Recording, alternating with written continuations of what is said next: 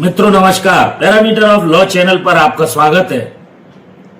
यह आपको जानना चाहिए किसी भी केस के दौरान यदि व्यक्ति की मृत्यु हो जाती है तो केस का क्या होगा, केस में आगे कार्यवाही कैसे चलेगी।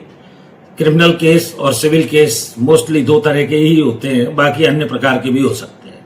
क्रिमिनल केस में जैसे रेप का केस है, मर्डर का केस है, डैकोइटी का केस है, थेफ्ट का केस है। तो जब क्रिमिनल केस में अभियुक्त की मृत्यु हो जाती है तो वो कार्यवाही उसी स्टेज पर एवेट या अर्थात समाप्त कर दी जाती है। ये बेसिक क्रिमिनल लॉ का प्रिंसिपल है, क्रिमिनल जूरिस्प्रूडेंस का। जबकि जो सिविल केसेस होते हैं वो लंबे चलते हैं, दीवानी प्रकृति के, जिनमें अधिकार और अनुतोष का दावा वादी प्रतिवादी के विरुद्ध करता है।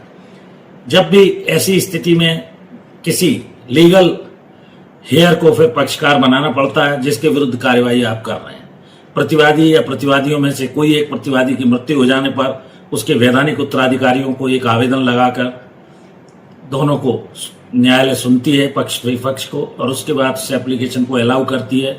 तो वो विपक्षी के वैधानिक प्रतिनिधि रिकॉर्ड पर आते हैं और जितनी प्रॉपर्टी मरने वाले व्यक्ति से उस व्यक्ति को मिली है उतनी ही लीगल हायर से भी लिमिट के अंदर मरने वाले व्यक्ति से प्राप्त जो उसे हुई है उसी एक्सटेंट तक उसकी लायबिलिटी आएगी। ये आपको जानना चाहिए।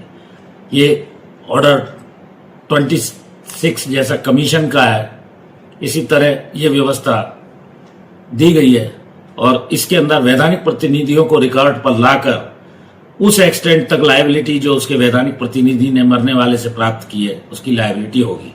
तो इस तरह मैंने केस के दौरान व्यक्ति की मृत्यु अगर क्रिमिनल केस है तो समाप्त हो जाएगा, सिविल केस है तो उसके वैधानिक प्रतिनिधि विपक्ष के रूप में मरने वाले के जो भी हैं, लड़के हैं लड़की हैं, उनको आप रिकॉर्ड पर ला सकते हैं।